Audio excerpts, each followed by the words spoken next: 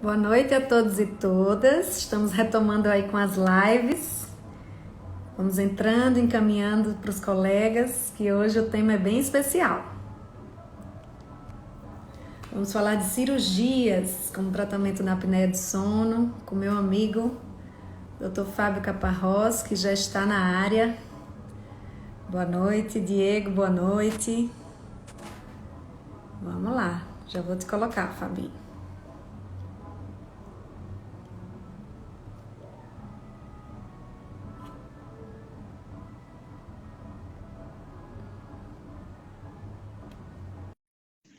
Oi, Pati, boa noite. Vai encaminhando aí, pessoal, para quem vocês acham que é interessante esse tema. Olha ele. Boa noite, Renatinha. Tudo Boa bem? noite, Fabinho. Tudo jóia? E você? Tudo jóia. Vamos lá. E aí, animado para live no Opa, Instagram? é a primeira, né? Tem que Primeira estar de animado. muitas. Ai, Fabinho, que bom que você topou.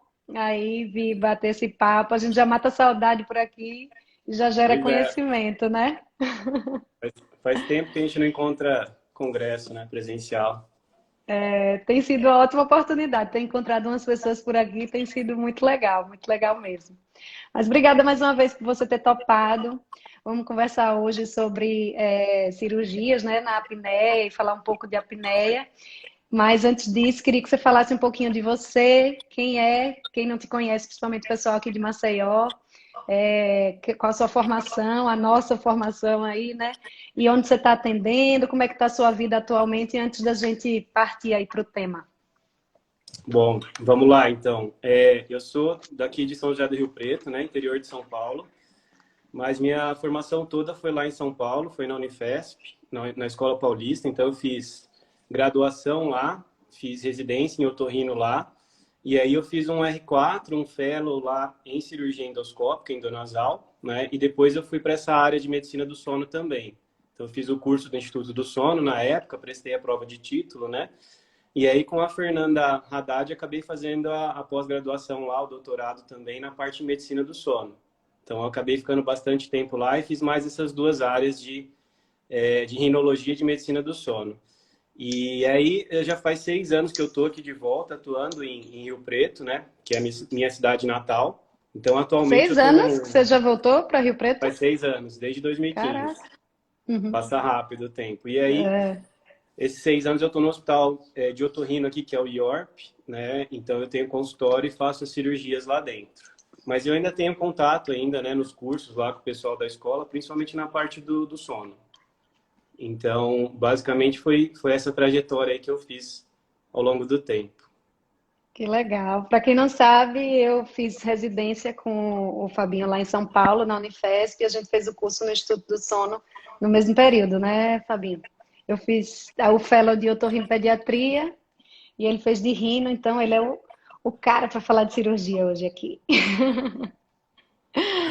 Então vamos começar falando de sono, né? O sono, tanta gente subestima, o coitado, passando o tempo, e aí com a globalização, tantas demandas, às vezes é a coisa que a pessoa acha que está perdendo tempo em dormir, né? E o sono, por vezes, parece ser uma coisa tão passiva, mas é onde tanta coisa acontece, né? Onde restabelece nosso organismo, onde a gente mantém o equilíbrio emocional, psíquico, metabólico, onde hormônios são produzidos, enfim, muita coisa acontece. E aí, eu queria que você falasse um pouquinho sobre essa questão do sono e da apneia do sono, como é que a apneia acaba atrapalhando esse momento de reparação do nosso organismo. Bom, eu acho que assim, se for para resumir a função do sono, a gente resume em maturação cerebral, né? Então, ele é um estado de inconsciência que você pode despertar por estímulo externo, diferente do coma, que é um estado de inconsciência que você não consegue despertar por estímulo externo. E se for resumir todas as funções, a gente fala muito em maturação cerebral. Então, a gente vai ter formação, consolidação de memória, né? Principalmente sono REM. Tem uma função imunológica, então a gente tem depuração de citocina, resposta vacinal, por exemplo, você precisa de um sono adequado, né?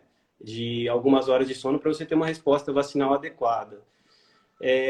E um sono de baixa qualidade, uma privação do sono, né, principalmente no apneico, ele vai levar um risco cardiovascular maior. Então, principalmente arritmias, então entra fibrilação atrial, AVC, IAM, né, infarto, aumento da pressão arterial.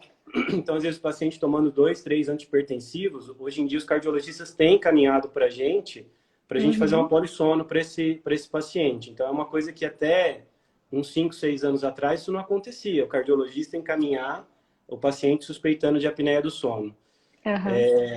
Então, nós temos todas essas funções, né, de maturação cerebral, imunológica, e o sono de baixa qualidade, a privação do sono, ou a fragmentação do sono que a gente tem na apneia, leva esse risco cardiovascular aumentado, e você tem um aumento de mortalidade ao longo do tempo. O paciente apneico, né, seja ele moderado ou grave, não tratado ao longo de 10 anos, você tem um aumento do risco cardiovascular e, consequentemente, aumento de mortalidade. É importantíssimo você falar isso aqui, porque as pessoas não têm essa informação e, enfim, acaba subestimando muito o ronco, a apneia, e não entende o quanto de risco isso pode trazer e como você fazer o diagnóstico, procurar alguém que te ajude, fazer o tratamento, isso pode mudar o prognóstico, o segmento dessa pessoa, né, Fabinho? Com certeza. Então, a gente tem recebido hoje do cardiologista, tem recebido hoje, às vezes, até de outras especialidades, do clínico geral, coisa que há 5, 6 anos a gente não acontecia isso no consultório. Então, acho que a apneia como fator de risco isolado para doença cardiovascular, né, você tem isso muito recente. Então, para o coração do paciente é mais ou menos como se ele fumasse. Então, os cardiologistas e os médicos, de maneira geral, têm entendido isso como algo importante a ser tratado, né? E a gente acaba sendo referenciado nesses casos. Não só o otorrino, mas o médico do sono, o pneumologista.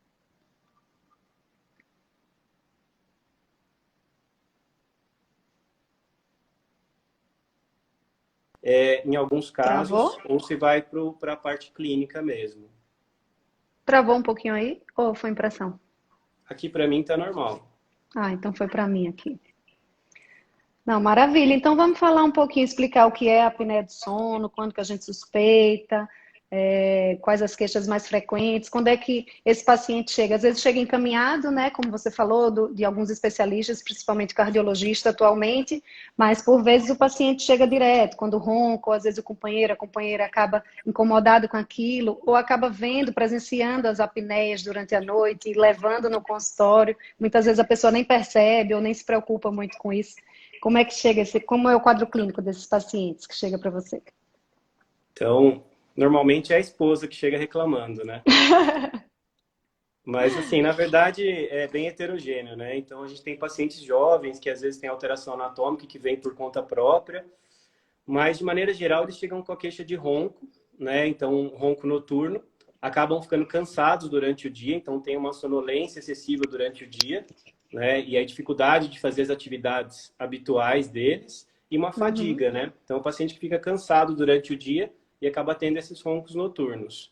E aí, às vezes, vem trazido pela esposa no consultório, ou vem ele mesmo, né, em algumas situações, e aí a gente vai partir para a investigação. Então, todo adulto, né, diferente de criança, a gente acaba solicitando, né, acaba sendo mandatório a polissonografia. Então, o estudo do sono, seja ele de noite inteira em laboratório, ou seja o domiciliar, tipo 2 ou tipo 3, que a gente chama, né, que é aquele que o paciente vai fazer em casa. Então, para cada caso específico, você vai solicitar um exame adequado para esse caso, né?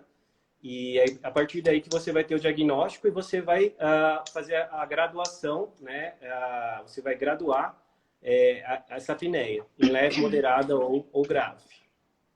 Vocês fazem aí? Você faz no consultório, faz em algum lugar polissono por aí? Ou você encaminha, Fabinho? Você lauda polissono aí? Então, aqui eu não laudo, mas a gente tem disponível no serviço, né, no hospital de otorrino de referência nosso, a gente tem uma polissono tipo 1, que é a que eu mais peço aqui, e aqui a gente tem a disponível tipo 3, né, que seria o cardiorrespiratório, que aí a gente vai pedir em alta suspeita de apneia. Então, paciente obeso, mais velho, a gente acaba pedindo essa portátil, entre aspas, né, que ele pode fazer em casa. O paciente mais novo, que não é obeso, que é magro, ou mulher, por exemplo, que passou a roncar por volta da menopausa ou perimenopausa, eu prefiro particularmente fazer uma tipo 1 ou tipo 2. Como a gente não tem uma tipo 2 aqui em Rio Preto, ainda não tem uma consolidada, eu acabo fazendo a tipo 1 aqui. Só esclarecendo aí, para quem não sabe direito os tipos de polissono, existem 4 tipos, não é isso, Fabinho? E o tipo 1 é Isso. aquela completa que a gente encaminha para um laboratório do sono, para uma clínica do sono, e o paciente dorme lá, todo monitorizado, e vão ter técnicos à noite acompanhando esse exame. Tipo 2 é igual a tipo 1, só que é feita de forma domiciliar, ou seja, um técnico vai montar na casa do paciente, na maioria das vezes, e retirar no dia seguinte. É bem mais prático no sentido do paciente dormir na própria casa. Por outro lado, tem uma chance, comparando com a tipo 1, um pouquinho maior de perder algum eletrodo, algum dado durante a noite relacionado ao exame. Mas é um exame mais completo, os 2 mais completos. E o tipo 3, como você falou, a monitorização cardiorrespiratória, que é um exame portátil para uma alta chance de apneia, é um bom exame. E a tipo 4, que é a oximetria noturna para casos mais específicos, não é isso? É isso, perfeito. E a gente Então, a tem gente... aquelas que não entram, né? Elas ficam meio termo entre uma classificação e outra, que às vezes você pode ter a tipo 2 misturada com a tipo 3, que são alguns Uhum, portáteis, resumindo, são alguns portáteis que a gente usa, às vezes, como o Polywatch, ou se não, uma tipo 3 que tem um actígrafo, né? Que seria aquele aparelhinho sim, que consegue ver a movimentação do paciente. Então, o Polywatch é um exemplo, que aí entra um misto de tipo 2 e tipo 3. Então, é sim. basicamente uma monitorização cardiorrespiratória, que você consegue ver se o paciente está se mexendo ou não, e aí ele joga um índice mais próximo do objetivo, do real. Mas, basicamente, É. seriam as portáteis, entre aspas, né? Cada uma vai ter uma indicação específica nesse caso. Com o passar do tempo, né, a tentativa de fazer portáteis que acabe nos passando essas informações é muito importante, principalmente com a pandemia também, muitas pessoas fecharam algumas clínicas por algum tempo, as pessoas ficaram com receio de ir nas clínicas, então essa praticidade de ter opções portáteis é uma coisa que tem crescido e ajudado bastante também, né? Perfeito. Acho que na pandemia, acho que aumentou um pouquinho a demanda Entendeu? do portátil mesmo, como você falou. É, verdade. E aí, a partir do diagnóstico, como você falou, o paciente suspeito, né, com aquelas queixas, aí ele procurou o consultório, feito o diagnóstico e essa gradação do número de eventos, enfim, ver se ele é caso mais leve, moderado ou grave, como que a gente conduz em termos de tratamento? De uma forma Bom, geral, inicialmente, né? aí você tem o diagnóstico de apneia do sono, então é o que você falou, a gente vai tratar baseado, assim, a gente baseia em alguns parâmetros. Então, o primeiro passo seria a avaliação clínica do paciente. Então, assim, falando resumidamente, a anatomia dele.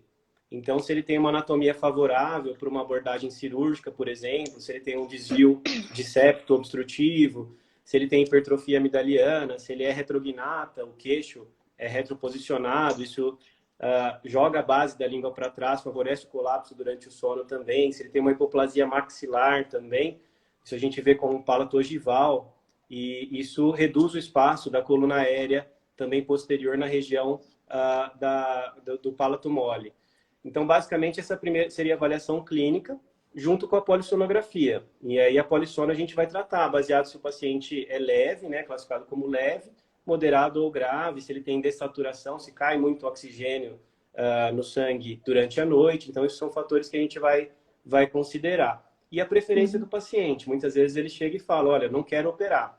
Então, você vai ter que arrumar outras alternativas para ele que não cirúrgicas de tratamento. Ou vice-versa, né? Às vezes o paciente não tem indicação cirúrgica e ele quer operar. Isso acaba sendo comum, acho que com o mais jovem, né? Mais jovem. Ele quer uma, Opção mais quase que definitiva, uma uma coisa que não fórmula precisa mágica, usar né? nenhum aparelho. É, ele quer uma fórmula mágica, assim, para ele fazer alguma coisa mais resolutiva. E aí a Uhum, gente tem várias opções de tratamento, né? Basicamente, a gente vai diferenciar entre as cirúrgicas e as não cirúrgicas, tá? uhum, Cirurgicamente, aí a gente vai ter algumas classes, alguns tipos diferentes de cirurgia.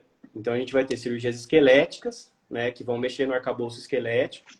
E quando o paciente tem um déficit, vamos colocar assim, um déficit esquelético, a gente pode corrigir esse déficit de maneira definitiva por meio de uma cirurgia esquelética. Tá? Talvez, acho que, falando de maneira geral, o avanço maxilomandibular, né, seja que tem melhores resultados. Mas a gente tem algumas considerações, né? Porque nem sempre o paciente quer fazer esse tipo de cirurgia. Existe uma mudança estética, né? E isso, particularmente nas mulheres, é uma coisa que tem que ser levada em conta. Então, você consegue um bom resultado aí com o avanço, que você vai ter uma pequena mudança estética. A mudança estética pode ser favorável também. Então, às vezes, o paciente que tem o queixo retroposicionado, ele tem uma mudança estética favorável com esse tipo de cirurgia. Além das esqueléticas, a gente vai ter cirurgias de parte mole, tá? E aí a gente tem as cirurgias de orofaringe, né? As faríngeas. E aí entra a uvulopalatofaringoplastia, cirurgia mais clássica, entre aspas, né? Desde a década de 80. Teve muitos casos de falha na década de 80 e 90. E hoje em dia, com as técnicas novas, a gente tem melhores resultados. Existem cirurgias de base de língua também, que são um pouco menos indicadas, mas no caso de hipertrofia das amígdalas linguais podem ser utilizadas. A cirurgia do desvio de septo, ela normalmente é feita de maneira combinada, então, de maneira isolada, talvez ela não seja uma forma de se tratar a apneia, mesmo em casos leves ou de ronco primário, né? A gente acaba combinando a cirurgia ou associando a um segundo tratamento. E antigamente se fazia traqueostomia, né? Que hoje em dia é cada vez menos indicada nesses casos.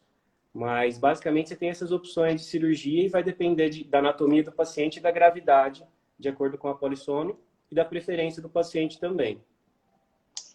Foi interessante você falar dessa questão da cirurgia nasal, porque eu tenho visto muitos pacientes que provavelmente roncam, ou que roncavam e que tiveram diagnóstico de apneia, e que foram propostos uma cirurgia nasal como forma de tratamento daquilo, e o paciente continuou roncando. Então, o paciente ele precisa entender qual a expectativa da cirurgia em relação ao caso dele, né? Se você acabou de explicar que a apneia acontece, na maioria das vezes, por uma obstrução na região da faringe, que é da garganta, você tratando o nariz, com certeza vai melhorar a respiração do paciente, mas não necessariamente vai resolver o ronco e a apneia, não é isso?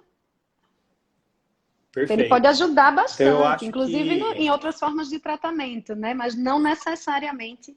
A gente não tem como prometer que o paciente vai sair dali tratado e não vai mais roncar ou não vai mais ter apneia. Isso, perfeito. Eu acho que tem que enxergar talvez a cirurgia nasal mais como um adjuvante. Então, ela como um procedimento combinado, porque é justamente o que você falou. Normalmente a obstrução, ela não é nasal, né? Ela vai ser na região do palato mole ou da base da língua. E aí, realmente, dependendo desse nível de obstrução, você não vai ter resolução do quadro, mesmo em casos de apneia leve, por exemplo, só fazendo a cirurgia nasal. Pode melhorar? Pode, alguns casos específicos, né, você tem melhora. Mas, normalmente, a gente enxerga mais a cirurgia do nariz, da septoplastia, como algo combinado no tratamento da apneia. Então, seja com um tratamento clínico, então ele combina a cirurgia nasal com o aparelho intraoral, ou faz a cirurgia do nariz para adaptar melhor o CPAP, nos casos de apneia grave, ou com tratamento cirúrgico. Ele combina a cirurgia nasal com um procedimento de palato, por exemplo, no caso de apneia leve, ou combina a cirurgia nasal com uma cirurgia faríngea, retirando a amígdala, fazendo uma faringoplastia nos casos de apneia moderada, acaba tendo um bom resultado também. Então, a gente acaba enxergando mais como um procedimento combinado do que como um tratamento isolado mesmo da cirurgia nasal. Isso que você falou é bem comum, né? Ele chega, fala, já operei o nariz, mas o meu ronco piorou. Então, essa é uma possibilidade também, porque quando você aumenta o fluxo num desvio obstrutivo, as paredes laterais elas tendem a colabar mais, porque você aumentou o fluxo. Então, você pode ter até piora do ronco se você não faz um tratamento associado, muitas vezes, na cirurgia nasal. E no caso, você faz a cirurgia combinada, normalmente no mesmo tempo cirúrgico? Eu estou falando isso porque são dúvidas e perguntas das pessoas, tipo, opera nariz e faz uma cirurgia de faringe, retirada das amígdalas no mesmo tempo cirúrgico. Em alguns casos você faz em momentos cirúrgicos diferentes? Eu acho que quando a gente era residente, né, como a gente usava muito gás na época, a pessoa da anestesia usava muito gás, a gente acabava separando os procedimentos, né? Fazia cirurgia nasal e depois fazia a cirurgia faríngea. Eu acho que com a evolução das drogas anestésicas, né, da recuperação anestésica, então o pessoal não tem mais medo do paciente apneico na RPA, na recuperação anestésica. você tem um controle melhor, menos uso de opioide, você consegue combinar as cirurgias de maneira bem tranquila, né? Assim, relativamente tranquila no pós-operatório. E eu acho que isso é mais prático para o paciente também, né? Sim. Ele às vezes tem que se programar no trabalho, cara, ele tem que ficar lá 7 dias sem trabalhar, 30 dias sem atividade física. Imagina você separar, vamos fazer agora o nariz, depois você passa por tudo isso de novo e depois você faz a faringe. Eu acho que o procedimento combinado hoje dá para fazer até de maneira relativamente tranquila. Ótimo. E você falou também nas cirurgias ósseas, que em geral é feita por crânio-maxilo, ou alguém que tem uma formação mais nesse sentido. Não é normalmente o otorrino que faz, não é isso? Isso, aí eu acho Alguns que vai otorrinos, né, da formação. especificamente. Uhum.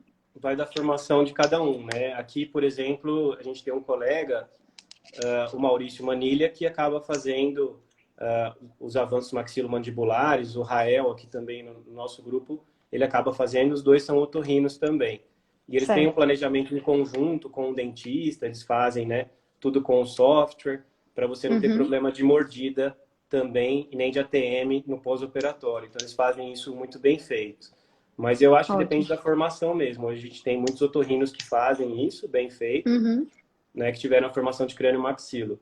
Então a gente acaba muitas vezes encaminhando para eles quando é desejo do paciente. Acho que a função principal do médico talvez seja dar as opções para o paciente e aí baseado na preferência dele e nos resultados que ele pode ter, ele decidir em conjunto com o médico qual tratamento seria melhor para ele. E aí entra o avanço maxilomandibular, entra como sempre como uma opção nesses casos também, né?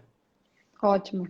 Eu digo porque, por exemplo, dentre os médicos do sono, né, podem ter especialidades como psiquiatria, como pneumologia, como neurologia, outras especialidades, e o otorrino é aquele que, além dos tratamentos, dos outros tratamentos para apneia, a gente tem essa opção de operar o paciente. E a maioria dos otorrinos operam, podem fazer uma cirurgia de faringo ou septo, mas essas cirurgias ósseas são alguns especialistas bem específicos que fazem, até porque é uma cirurgia bem mais peculiar, assim, bem diferente, né? Então tem que ter essa formação aí específica mesmo. E me fala outra coisa, em relação aos outros tratamentos de apneia, vamos dar uma pincelada aí nas outras opções de tratamento para o pessoal entender também como é que funciona. Porque às vezes a gente está falando aqui, claro, de cirurgia, mas cirurgia não vai para todo mundo, né, Fabinho? Então, assim, Uhum. é um ou outro paciente que se enquadra. E aí eu quero também que você fale quem que seria esse paciente que a gente poderia oferecer a opção de cirurgia. No caso cirúrgico, assim, eu acho que, como a gente tinha falado, a anatomia dele, né? Sim. Então, os melhores respondedores, por exemplo, à cirurgia faríngea, são os que têm amígdala grande. Então, graus 3 e 4. Se ele não tem uma amígdala grande, talvez ele tenha que ter uma relação da língua com a parede posterior da faringe boa, entre aspas, que é o que a gente chama de malampate. Então, talvez ele Uhum. não tendo uma amígdala grande, ele tendo uma amígdala pequena, que a gente chama de grau 1 e 2, se ele tiver uma boa relação da base da língua com a parede posterior da faringe, tiver um malampate modificado 1 ou 2, talvez ele possa responder bem a uma faringoplastia expansora, por exemplo, a uma faringoplastia lateral, que são Uhum. técnicas de cirurgia faríngea, né? Se ele tem um músculo palato-faríngeo muito, muito fininho, e se a gente consegue ver na horoscopia, talvez ele não responda tão bem também a uma faringoplastia. Então, a gente vê a espessura do músculo palato-faríngeo, o grau da amígdala dele, né, o grau de hipertrofia do tamanho da amígdala dele, a relação da base da língua com a parede posterior da faringe e se é ou não um paciente obeso. Então, Uhum. teoricamente, as cirurgias, todas elas, né, inclusive o avanço maxilomandibular, você tem melhores respostas nos pacientes não obesos. Então, com o IMC, o índice de massa corpórea abaixo de 30, tá? Os trabalhos de cirurgia mostram uma resposta até 32 no IMC, tá? E talvez um limite em 35. Então, muito acima de 35, talvez a gente comece a ter opção até a cirurgia bariátrica para tratar a parte de apneia do sono. Então, até Uhum. tem um consenso recente da Academia Americana que antigamente eles orientavam IMC acima de 40, sem comorbidades para bariátrica, e hoje eles orientam o IMC acima de 35 com comorbidade, só que a apneia do sono ela passou a entrar como comorbidade. Então, não é só hipertensão, diabetes que entra como comorbidade. Então, a apneia do sono considerou-se também nesse quadro. Então, e tem uma resposta muito boa, né? O paciente faz a bariátrica, muitas vezes o índice de Melhor. apneia dele cai lá de severo, de grave, para um índice leve, ou ele tem até cura mesmo. Então, o IMC é um fator que realmente a gente leva bastante em consideração na indicação de cirurgia também, né? E muitas vezes o paciente ele pode perder um pouco de peso, acompanhar com uma nutricionista antes da cirurgia para ele ter um resultado melhor, né? A gente sabe que uma perda de peso de 10% como alvo melhora em até 27% o índice de apneia. Então, acaba sendo um tratamento adjuvante e eu, particularmente, sempre encaminho para um nutricionista para ter um profissional ali pegando no pé do paciente. Isso funciona muito bem. E se a gente pensar por esse ângulo, a maioria dos pacientes que chegam acabam tendo um IMC mais elevado, é até um fator de risco para a apneia, né? Então, tem que ser pesado realmente, e no dia a dia a gente sabe que cirurgia são para alguns pacientes selecionados, né? Não é tão infrequente assim, mas a gente precisa indicar bem, porque você indicando bem, escolhendo bem aquele paciente, ele vai ter um resultado melhor. Não adianta operar todo mundo e não adianta também deixar de operar aquele que vai melhorar bastante, né? Então é esse senso crítico que precisa ter, e muitas vezes o paciente não entende mesmo a gente explicando, porque para a gente é muito prático, a gente vê, entende, mas até isso, de apneia, de ronco sem apneia, de leve, moderada, grave, tipo, eu tento explicar que, nossa, você dorme, então quando você está relaxando, aprofundando o sono, você para de respirar e você precisa acordar para voltar a respirar, então você fica brigando entre dormir e respirar a noite inteira. Se isso acontece acima de 5 vezes por hora, né? Então, assim, você calcula o número de horas, calcula o número de vezes, quanto que também caiu o seu oxigênio com isso. Então, a pessoa acaba entendendo melhor o que acontece com ela durante a noite e, a partir disso, dependendo da opção de tratamento que a gente dá, ela se engaja melhor, né? Principalmente relacionada ao CPAP e aparelho intraoral.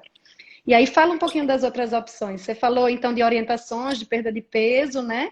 Higiene do sono, que vale para todos, porque um paciente que já não dorme com qualidade, se também não fizer uma boa higiene do sono, também perde mais ainda em qualidade do sono. A gente está abordando bem a opção cirúrgica e quais as outras opções que a gente tem aí, Fabinho? E aí vão entrar as opções não cirúrgicas, né? Então, as que têm mais, talvez, comprovação de eficácia, sejam o aparelho intraoral, ou o pessoal às vezes chama de aparelho de protrusão intraoral, e o CPAP. Né? Então, um aparelho intraoral é um aparelhinho que um dentista especializado vai fazer, vai acompanhar o paciente, e ele vai jogar a mandíbula para frente, né? Um aparelho superior e inferior que fecha a boca durante o sono, e o paciente vai ter que usar toda noite. Então, a gente fala que é como se fosse óculos, tem que usar toda noite. A noite que ele não usar, ele volta a roncar. Né? Uhum. Ele coloca toda noite, isso vai fechar a boca dele, só que vai projetar a mandíbula para frente. E aí o dentista vai fazer uma titulação. Às vezes ele vai avançar 3 milímetros, 4 milímetros, 5 milímetros, até o limite de 1, né? De 1 centímetro, 10 milímetros. Às vezes o paciente com 6 milímetros, 5 milímetros, ele já para de roncar totalmente. Então, é mais ou menos como se fosse uma lente de contato. Cada um vai ter um número específico. O dentista que vai moldar isso, né? Ele que vai acompanhar toda essa parte, um dentista especializado, e que vai falar, e que vai chegar na titulação ideal para cada paciente, né? Então, o aparelho intraoral ele é tão eficaz quanto o CPAP, e de maneira geral a gente acaba indicando para casos leves ou moderados, né? Que não tem tanta dessaturação, que não cai tanto oxigênio no sangue. Mas não é uma regra geral. Às vezes um paciente com índice de 30, 33, a rigor seria um grave, quando ele não tem tanta dessaturação, ele tem uma anatomia favorável para o aparelho, ele adapta bem o aparelho também, mesmo a rigor sendo um paciente apneico grave, né? E o E CPAP, também para os casos de teoricamente, ronco primário, né, Fabinho? Aqueles que roncam também e não têm apneia, também é uma boa opção, né, quando é uma ótima indicado. opção também, porque esses talvez exijam menos, né, avanço do que o paciente apneico um pouquinho mais grave. Uhum. E, então, uma boa opção quando o paciente não tem apneia, mas tem um ronco primário, né? Uhum. Então, ele tem aquele índice na polissonografia abaixo de 5 vezes por hora de sono. Certo. E a próxima opção seria o CPAP, né? Que, teoricamente, é o tratamento não cirúrgico padrão ouro para os casos de moderado e grave. Então, o que a gente acaba indicando mais, o CPAP, são nesses casos de paciente moderado ou grave, né? E aí, realmente, a gente acaba indicando para os pacientes graves com dessaturação, aqueles que não têm condição cirúrgica ou que não tem uma anatomia favorável para cirurgia, pacientes mais velhos, então às vezes o paciente com 70, 75 anos não tem uma musculatura adequada para cirurgia. Então minha tendência nesses casos é realmente indicar o CPAP. Lógico que depende da anatomia dele, depende da condição clínica dele, mas de maneira geral, a musculatura, conforme o paciente vai ficando mais velho, ela fica mais flácida. Então ela tem uma tendência global ao colapso. Se você opera só um sítio de obstrução, seja a amígdala, por exemplo, talvez você não tenha sucesso nesses casos. Então, a gente acaba indicando o CPAP nesses casos também. Então, o CPAP, só para explicar também, é um aparelho que vai dar um fluxo de ar contínuo, né, na via aérea do paciente. Hoje em dia, a gente tem uma tendência a usar só a máscara nasal e ele vai manter a via aérea aberta com aquela pressão de ar de maneira contínua que você está fornecendo. E com isso, você para totalmente, né, a obstrução da via aérea superior, abole totalmente o ronco e tira totalmente a dessaturação do paciente que ele vinha tendo nos episódios de apneia. É um tratamento, talvez, vamos dizer assim, talvez difícil de adaptar, mas eu acho que com um fisioterapeuta bom, com a explicação adequada para o paciente, falar para ele que não vai ser fácil no primeiro mês, talvez a gente consiga muito mais do que os 40% aí que a gente tem na literatura, né, de adaptação. Eu tenho pego muito paciente que está adaptando melhor, assim, nossa, às vezes nem precisou esse um mês, assim, nossa, eu nem dormia. Porque, às vezes, até na polissono com o CPAP também tinha essa sensação de que não dorme. Então, quanto mais grave o paciente, a chance de se adaptar mais facilmente também é maior, né, Fabinho? Porque é um paciente que realmente praticamente não dorme, né? Fica acordando para respirar. Eu acho que a gente tem, talvez, entre aspas, uma facilidade naquele que é muito sonolento, né? Quando você coloca o aparelhinho, aí ele melhora a qualidade de vida, ele começa a ter atenção, começa a ter foco, concentração, ele começa a ficar desperto durante o dia e ele não quer mais largar o CPAP. Então, nesse que tem um quadro clínico muito maior, assim, né, em termos de sonolência, de cansaço, quando você adapta o aparelho e aí ele realmente fala que ficou super bem, Melhorou, né? melhorou da sonolência, ele melhora até, às vezes, com o tempo, a questão de concentração, né? Esse daí realmente é mais fácil de adaptar, né? E ele não quer mais largar o aparelho depois que ele coloca. Os cardiológicos também, né, Fabinho? Eu tenho pego também paciente com alguns quadros bem importantes cardiológicos, arritmias, principalmente, e que com a adaptação do CPAP, realmente, assim, dá uma melhorada muito boa. Como a maioria tem hipertensão arterial e aí, às vezes, não sentem tanto essa melhora, aí precisa de uma motivação maior, mas os pacientes realmente mais graves também, clinicamente, acabam tendo essa resposta, né? Você vê isso por aí também, né?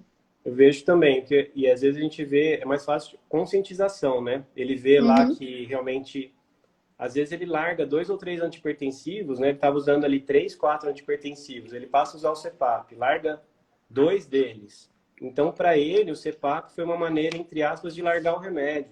Sim. Então, para ele, teoricamente, esse paciente ele tem uma conscientização maior e ele acaba não largando o aparelho mesmo, né? É mais fácil, assim, eu acho que de conscientizar a importância do uso e ele tem uma implicação prática, né? De diminuir dose de remédio, de parar de usar 1 ou 2 antipertensivos ou de ver que a arritmia dele melhorou também. Mas tem tido bastante encaminhamento de cardiologista, coisa que a gente não via até 5, 6 anos atrás, a gente não via mesmo. Tem até um paciente meu aí, um colega, que está levantando o bracinho, que ele foi um desses aí, que teve um probleminha cardiológico, eu fui avaliar e já estamos começando a adaptar o CPAP. O paciente, ele precisa de uma motivação, ele precisa ver que alguma coisa realmente, que vale a pena, né, usar aquele aparelho. Então, que seja uma motivação de melhora da qualidade de vida, de melhora metabólica, enfim. E aí é uma construção mesmo. Eu tendo a ler a polissono para o paciente, explicar. Quando ele vem com esse papo, tento mostrar, porque isso tudo, às vezes, mesmo ele não tendo essa melhora que a gente está falando aqui nesse sentido, só de você entender o que é que acontecia e o que é que está acontecendo, às vezes isso por si só já é uma motivação para você manter e depois com certeza acostuma e a maioria não quer dormir mais sem ele, né? E aí Acho a que pergunta... Não, pode acho que falar. eles só voltam para realmente acompanhar com o relatório de cartão de memória, né? Sim. Mas até esse tipo de paciente que larga o antipertensivo, eu acho que dificilmente você tem que mexer nos parâmetros de CPAP dele. Uhum. Normalmente fica super bem adaptado, né? É, só manutenção mesmo, né? E a pergunta Exato. que não quer calar, doutor Fabinho. Usa para sempre esse CPAP? Como é que é? Ou usa e depois para de usar? É um tratamento por um tempo? Então, acho que todo mundo pergunta essa, né? Essa pergunta eu acho que é quase a do pode beber com antibiótico. Porque essa pergunta é aqueles que todo mundo faz de CPAP também, né? O que a gente costuma falar é que é igual óculos, né? Como se o paciente estivesse usando um óculos. Então, pode até não usar, mas ele perde o benefício disso. Então, tem que usar toda noite mesmo. O que a gente costuma falar é que, lógico, às vezes ele foi num evento social, tinha um casamento naquele final de semana, e aí iria viajar, o aparelho é difícil de transportar, ia ficar uma noite só. Lógico que esse tipo de escape talvez não traga tanto prejuízo para a saúde cardiovascular do paciente, né? Mas, de maneira Uhum. geral, está bem adaptado, ele tem que usar mais que 4 horas em 70% das noites. Então, essa é a boa adaptação para tirar o risco cardiovascular. Usar 6 horas por noite para tirar a sonolência diurna, né? A sonolência durante o dia, a fadiga. E a gente recomenda sempre usar o máximo possível, 7 horas por noite, para tentar melhorar, às vezes, até a questão de atenção e concentração. Ou Então, acho que seja, quando... não vai ter apneia enquanto estiver no uso do CPAP. É o CPAP que está fazendo que estabilize o sono e a pessoa não tenha tantos eventos assim, não é? Então, se não usar, É, vai ter apneia. Um dia ou outro, numa situação sim. específica, não vai ser um grande problema, mas realmente precisa usar, né? Infelizmente, ele não tem um efeito duradouro na musculatura, né? Uhum. Mas realmente é o que você falou. Então, tem que usar para manter a via aérea aberta. Então, é um efeito ali imediato do próprio uso do aparelho. Tem situações pontuais, um paciente talvez obeso que decida por uma bariátrica no meio do caminho, ou um paciente que não queria fazer uma cirurgia faríngea, adaptou o CPAP, depois definiu por alguma outra opção que modifique a anatomia de alguma forma, pode ser que não use mais ou mude a opção de tratamento, mas em geral o tratamento ele é para ser de uso contínuo, não é? Sim. E acho que assim, cada vez a gente viveu isso daí da questão de os CPAPs ficarem cada vez menores, né? Miniaturização do aparelho, Sim. porque o que a gente via até 2008, na nossa época ali de graduação, eram aparelhos grandes e barulhentos. E hoje em dia o aparelho é pequenininho, você tem a opção do Mini, por exemplo, Uhum. e o aparelho é muito silencioso. Então, eu acho que tudo isso facilitou a adaptação do CPAP, né, de maneira geral. Essa questão deles ficarem menores, mais silenciosos, o circuito ser jogado para trás também, com as máscaras, permitir uma mobilidade maior. Esteticamente também, o paciente não fica... Eles falavam da trombinha do elefante, né? Uhum. Aquele circuito para frente. Então, esses pequenos avanços, acho que melhoraram bastante a adesão do paciente e a facilidade de adaptação também. É porque os aparelhos antigos remetiam muito ao aparelho de hospital, né? De ventilação não invasiva É, hospitalar. Então, até os pacientes também tinham um receio. Nossa, eu vou precisar usar isso. É oxigênio, né? Que inclusive não é é. oxigênio, gente. É interessante a gente falar isso aqui, porque muitos pacientes remetem ao tratamento de ventilação não invasiva hospitalar e os aparelhos foram se modificando para que o paciente tenha essa possibilidade de ir em casa de forma portátil, por vezes viajada, para usar no avião, dependendo do tipo de viagem, ou enfim. Então, hoje em dia tem muitas possibilidades, inclusive em relação à máscara, né? Máscaras mais confortáveis, aparelhos que você consegue fazer essa monitorização por sistema, pela internet, Bluetooth. Então, a tecnologia veio também para ajudar nesse sentido. Me ajuda bastante, né? Então, o Com fisioterapeuta certeza. hoje ele regula a distância, o aparelho. O paciente talvez não precisa nem ir na loja ou na consulta com o fisioterapeuta. E eles mandam para a gente o relatório também, ou a gente mesmo acessa o relatório. Então, eu acho que isso facilitou bastante. Verdade. Estão perguntando aqui se o aparelho oral substituiria esse PAP, o CPAP. Então, em termos de eficácia, para esses casos leves ou moderados que não dessaturam tanto, ele é tão eficaz quanto o CPAP. Uhum, Agora, para casos graves, que você tem muita dessaturação, o aparelho já, talvez ele não seja tão indicado. Então, o que a gente pode responder é talvez que o aparelho intraoral não substitui o CPAP em todas as situações. Para uhum, casos leves ou moderados, ele tem a mesma eficácia, mas também tem as condições do paciente, né? Ele uhum. pode ter um máximo de falha dentária, se ele tiver muita falha dentária, ele não adapta. O paciente, talvez, que tenha uma mordida desfavorável também para adaptação, que vai ter mais dificuldade de adaptação com o aparelho intraoral, mas que a gente pode dizer que nesses casos de leve, moderada, sem dessaturação, ele tem uma eficácia similar à do CPAP. Então, em alguns casos, sim, dá para substituir o CPAP, sim, que são esses casos de apneia leve ou moderada sem dessaturação, desde que as condições do paciente para adaptar o aparelho sejam favoráveis, né? Ele não tem a falha dentária, ele tem uma mordida favorável para adaptar o aparelho. Isso quem vai dizer é o dentista especializado nisso. Eu tenho visto até em alguns casos pontuais, alguns trabalhos mostrando a opção de usar, a gente está falando de um ou outro, mas a opção de usar os dois, né? No mesmo paciente, que é uma Eu acho questão. que em algumas situações bem específicas, né? Sim, sim. Uhum, Mas, de maneira geral, daria, assim, ele tem uma eficácia bem semelhante, né, ao CPAP uhum. nessas situações específicas de leve ou moderada sem dessaturação. Maravilha. E agora vamos para verdade ou mito. Quero que você fale um pouquinho desses tratamentos aí que o pessoal acha super fácil no Google, na internet, que compra, gasta dinheiro, depois vai para o médico do sono ver o que é que dá para fazer. Quero que você fale um pouquinho das opções, tanto da faixa anti-ronco, da famosa faixa anti-ronco, dos dilatadores nasais, se eles substituem aí a cirurgia, resolve a respiração dos pacientes, e até mesmo existem alguns aparelhos intraorais que também vendem na internet direto, sem ser por um dentista que fez as medidas e adaptou, então tem gente que compra também. Fala um pouquinho disso aí, se resolve ou não resolve? Bom, então, assim, de maneira geral, não resolve. Tá? A faixa anti-ronco, na verdade, que a gente chama também de queixeira, né? O que ela vai fazer é simplesmente fechar a boca do paciente, né? Então, muita gente tem essa crença de que, eu só ronco quando eu estou de boca aberta. Mas, na verdade, é ao contrário. Ele abre a boca porque a via aérea não está sendo eficaz e a língua está caindo para trás durante o sono e ele tem uma perda do tônus do músculo temporal durante o sono.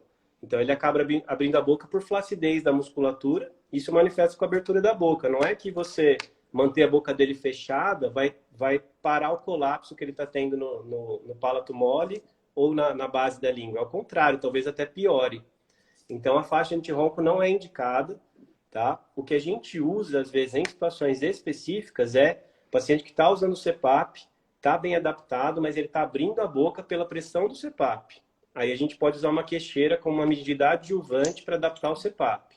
Mas faixa anti-ronco não funciona, não trata ronco, isso tem trabalho mostrando que ela não vai interferir no sítio de obstrução. O dilatador nasal, eu acho que ele é utilizado mais em caso de insuficiência de válvula nasal.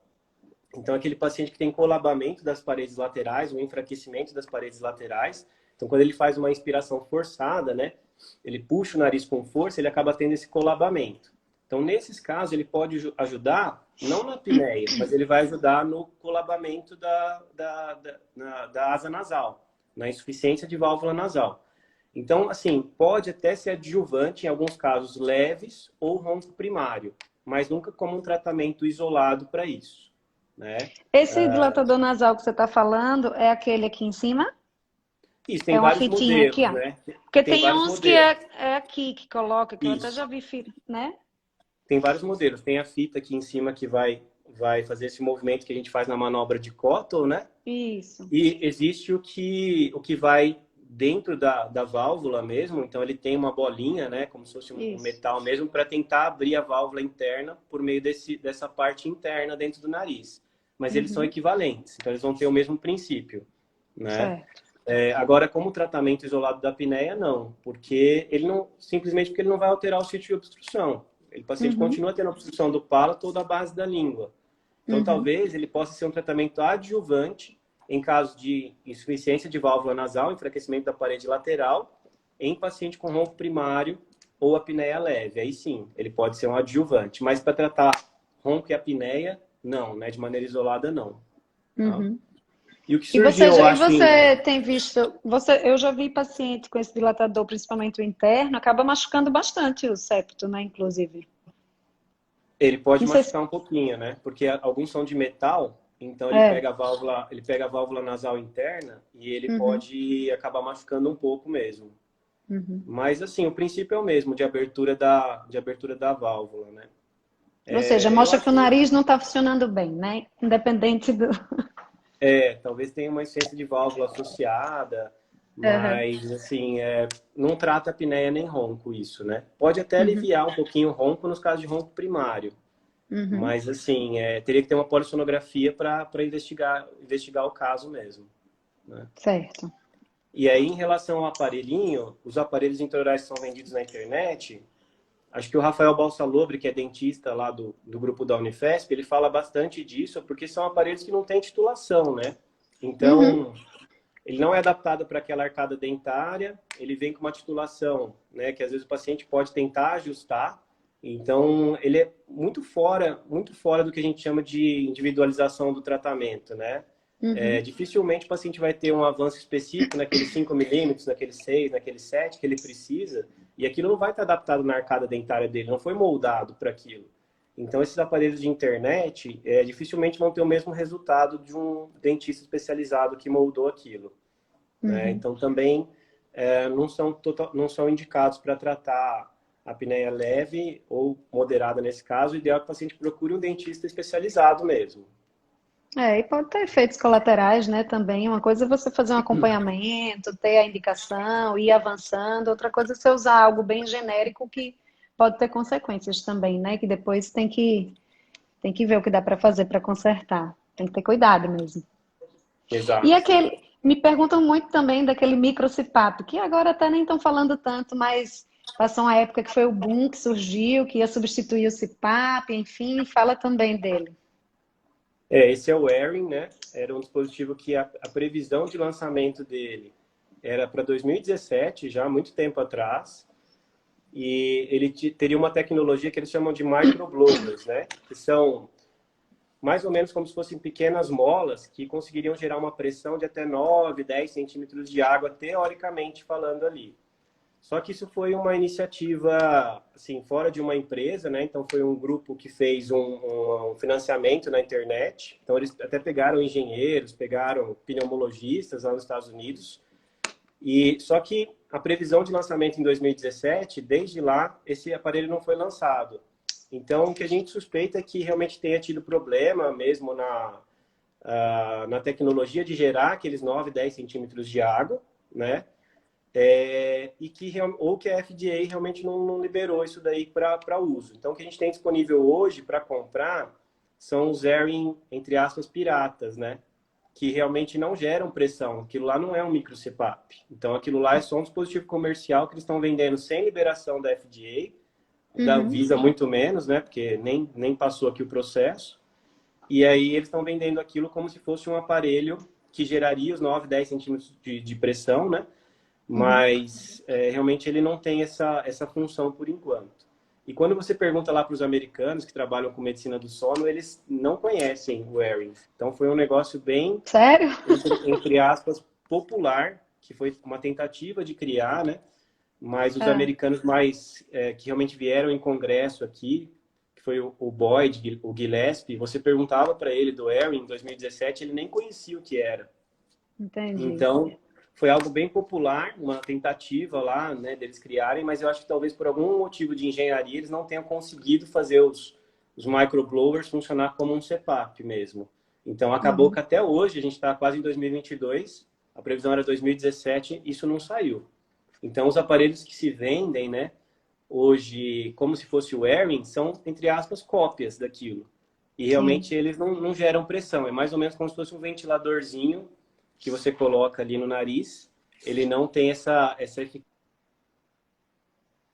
eficácia para realmente manter uma pressão como Tratar. se fosse um setup. Sim. Exatamente. Certo. Então, o paciente fez diagnóstico, a gente falou aqui de várias opções de tratamento.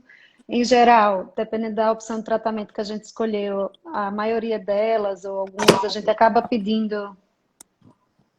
Tudo bem aí? Problema com a dialect. É, Voltou. a gente acaba pedindo, às vezes, uma nova polissono para ver se melhorou, se não melhorou, e o paciente acaba percebendo também que teve alguma melhora. O CPAP a gente consegue manter o acompanhamento pelo próprio cartão de memória, relatório no aparelho, né? Ele acaba nos dando mais informações que as outras opções de tratamento, que a gente acaba repetindo a polissono por vezes. E aí, em termos cirúrgicos, também perguntam bastante em relação à recuperação pós-operatória, se sente dor, se não sente. De uma forma geral, as cirurgias que a gente, otorrino, mais comuns, que a gente mexe na faringe e as de nariz, fala um pouquinho também das orientações pós-operatórias, assim. Bom, a cirurgia de nariz é um pós-operatório relativamente tranquilo, né? O Uhum, paciente tem pouca dor, então se não for feita a parte estética junto, ele não vai ter equimose, não vai ter os roxos aqui do lado. Os cortes são internos, hoje em dia não fica tampão, ele já acorda respirando pelo nariz, né? Então é um uhum, pós-operatório relativamente tranquilo, ele consegue retornar às atividades habituais mais rápido aí do que ele pensava normalmente, né? Então são 5 a 7 dias de repouso relativo, 30 dias sem atividade física e sem exposição ao sol, né? E o certo. mesmo vale para cirurgias faríngeas. Agora, o problema da cirurgia faríngea é que todo adulto, né, ele acaba tendo muita dor local. Então, é um pós-operatório um pouquinho mais chato, entre aspas. E o paciente vai ficar aí uns 10, 12 dias até ter esse processo de dor um pouquinho mais controlado. E aí realmente é um pouco mais incômodo por conta da Restringe alimentação mais a também. alimentação, né? Exatamente, fica com a dieta pastosa, né?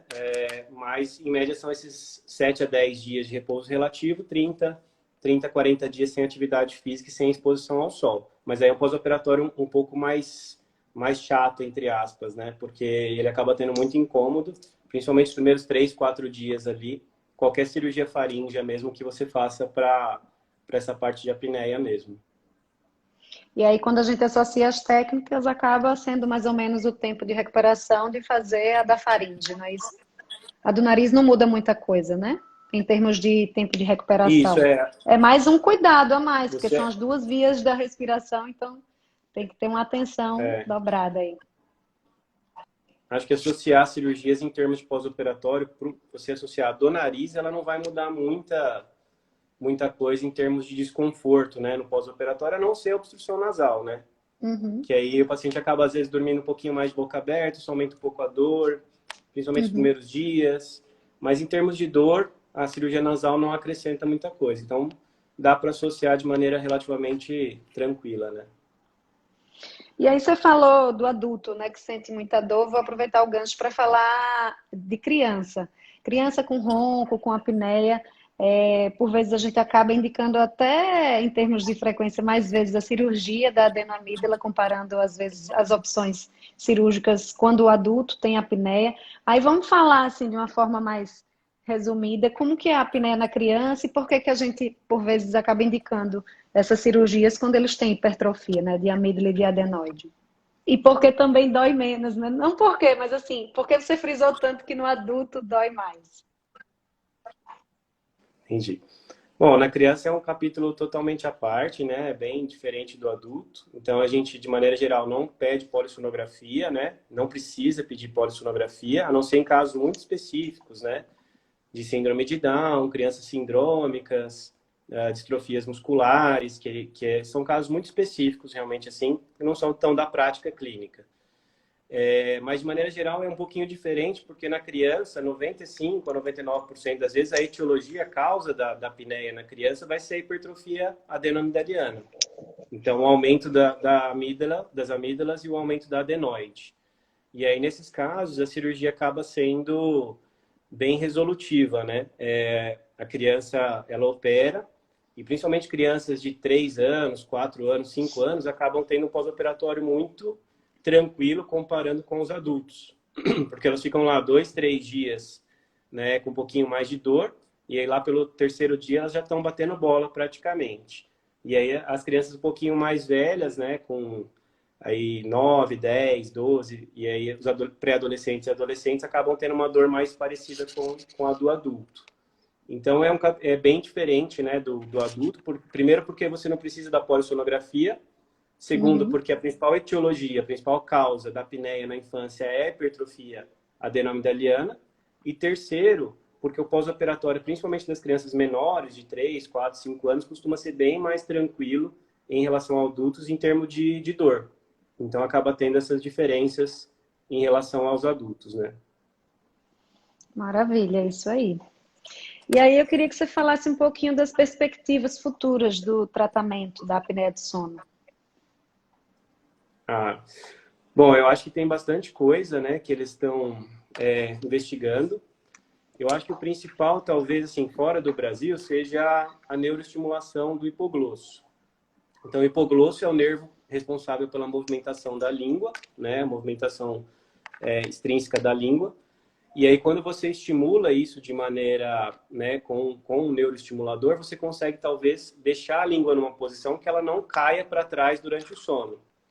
Então, existem próteses implantáveis, né, que você coloca, o transdutor pode colocar no tórax ou no próprio pescoço, e aí ele vai estimular a protrusão da língua quando o paciente tiver apneia. Então, a língua está caindo para trás, ele vai lá, estimula, a língua é projetada para frente, e dessa maneira o paciente não tem apneia.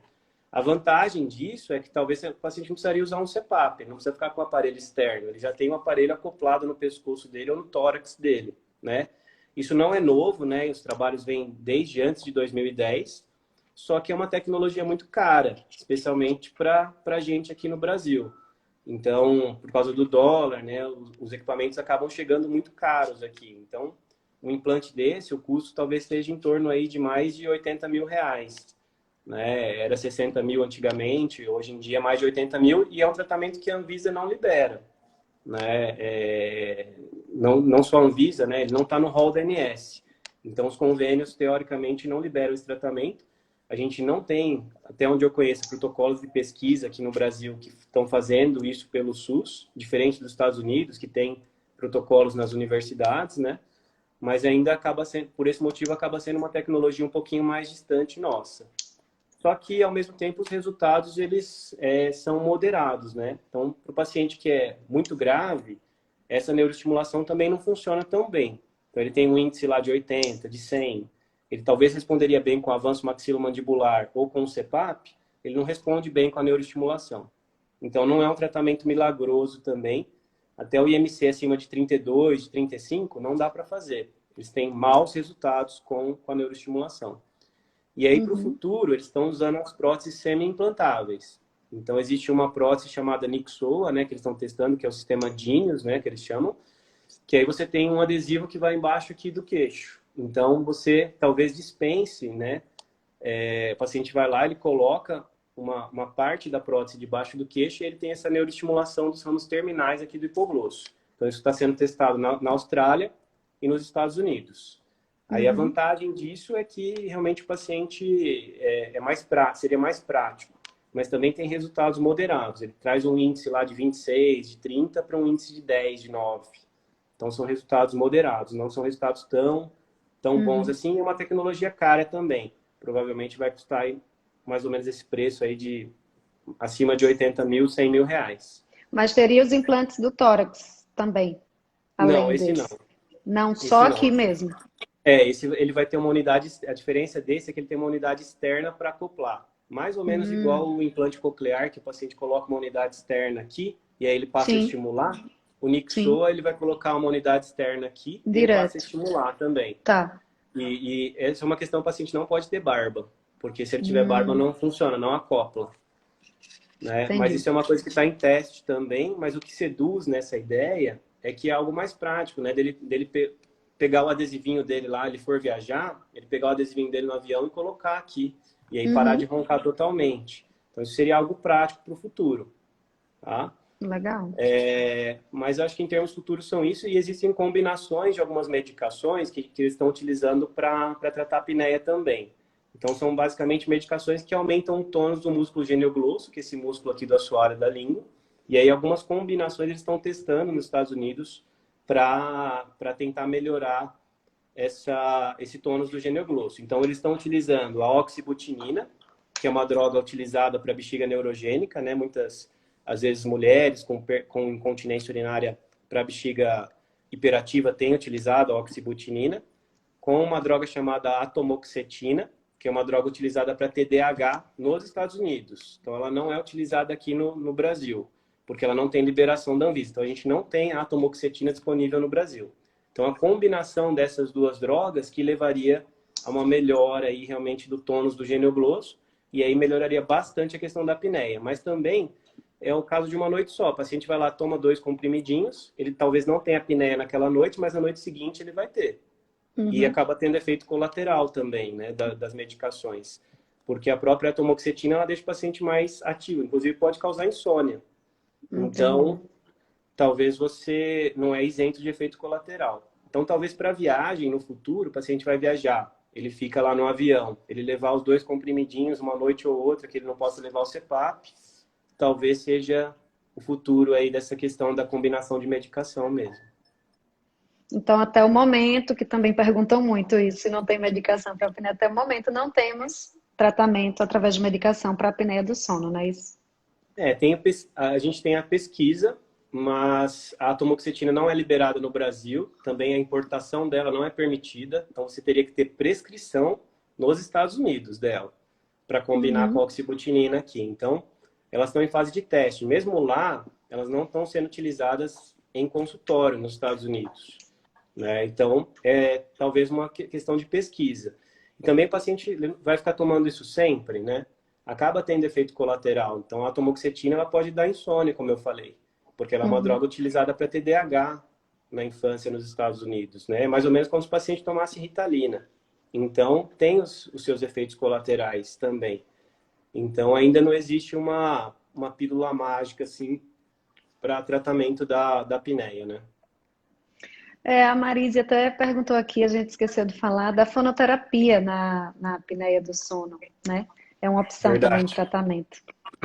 verdade. Então, assim, a fono tem ótimos resultados, né? Eles chamam de terapia miofuncional. E até a Giovana vai ficar brava comigo que eu esqueci de falar. Mas é que você tinha perguntado direcionado, né? Você tinha perguntado para Foi. falar de CPAP e aparelho, por isso que eu acabei não falando.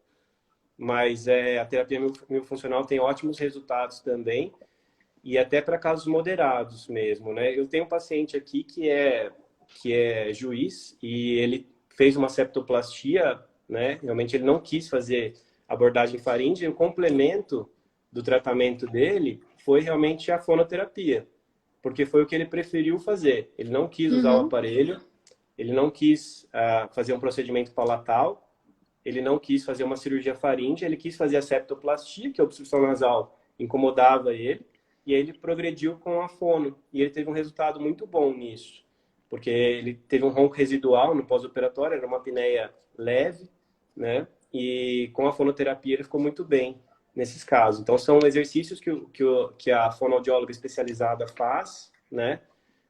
Para fortalecer também o tônus do genioglosso ou toda a musculatura faríngea nesses casos. E tem ótimos resultados também.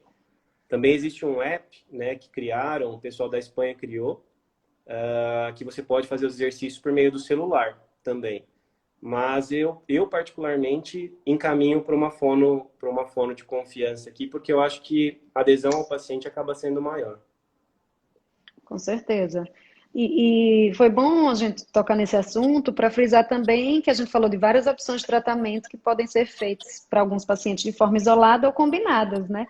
Você falou nesse caso aí desse paciente, você ofereceu as opções e acabou que ele escolheu essas opções. Então, por vezes, a gente trata de uma forma, ainda sobra um pouco de apneia, de ronco, e aí a gente vê o que é que a gente pode fazer para melhorar ainda mais aqueles casos, né?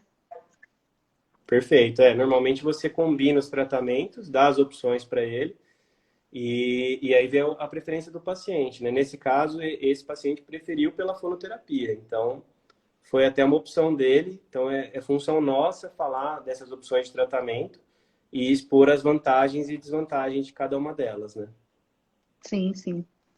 Estão perguntando o nome do aplicativo, você sabe, Fabi? Não, né? O aplicativo chama Airway Gym. Airway Gym. Airway, Tipos de né? ginástica, né? Isso, G, Airway Gym. Y. Isso, Uhum. e o G, Y, M de Maria no final. Só que ele é pago. Eu acho que ele está em torno de R$ 27. A minha crítica para o aplicativo, né, eu falei até disso numa aula da FAMERP aqui, é que ele não é tão prático assim. O paciente às vezes tem que encostar a língua no celular. Então, o que eles orientavam é colocar uma capinha no celular, tá? Mas mesmo É, assim, a pessoa ela não se sente muito à vontade de ficar confortável. fazendo isso, né? Nem no carro, né? Porque às vezes o paciente faz exercício de fono no carro, principalmente em São Paulo, que demora meia hora, uma hora para chegar nos lugares, ele fica lá fazendo exercício de fono no carro. Agora, com esse aplicativo, você ficar encostando a língua na tela do celular, fica um pouco esquisito, mesmo no carro, né? As pessoas vão É achar verdade. que você é louco. E realmente, você ficar encostando a língua assim, eles orientam a colocar uma capinha assim, né, no celular. Mas é justamente isso que o aplicativo leva em consideração, porque você tem que pôr uma pressão X na língua e o celular capta essa pressão X. Então, por isso que o aplicativo é interessante. E ele Uhum. aumenta até um pouquinho da adesão, né? O trabalho original dele, né, lá na Espanha, foi feito até com a apneia grave. E eles tiveram bons resultados, assim, apesar de um N pequeno. Uhum. Então, o Airway Gym é uma opção, só que eu ainda vejo uma fono especializada como algo que aumenta um pouquinho a adesão ao tratamento mesmo. Sim, nada melhor, né, do que estar com É, alguém fazendo um tratamento mais de perto. uma profissional pegando no pé ali, né? Com certeza, e corrigindo às vezes, né? Fica mais fácil. Acho que era isso que a gente tinha para falar hoje, Fabinho. Foi muito bom, passou rápido aí o tempo. Acho que deu para a gente falar bastante coisa. Quero agradecer aí mais uma vez e queria que você passasse aí um recado para o pessoal. Com tudo isso que a gente falou, o que é que você gostaria de deixar de mensagem aí para quem nos assistiu hoje? Bom, obrigado pelo convite, Renatinha. Eu que agradeço o convite aí, a sua organização, né? Consegui derrubar o celular nessa uma hora aqui. Tudo Mas, assim, certo. acho que de mensagem em relação ao tema, é, eu acho que a questão do diagnóstico da apneia, né? E muitas vezes o paciente ele deixa isso meio de lado.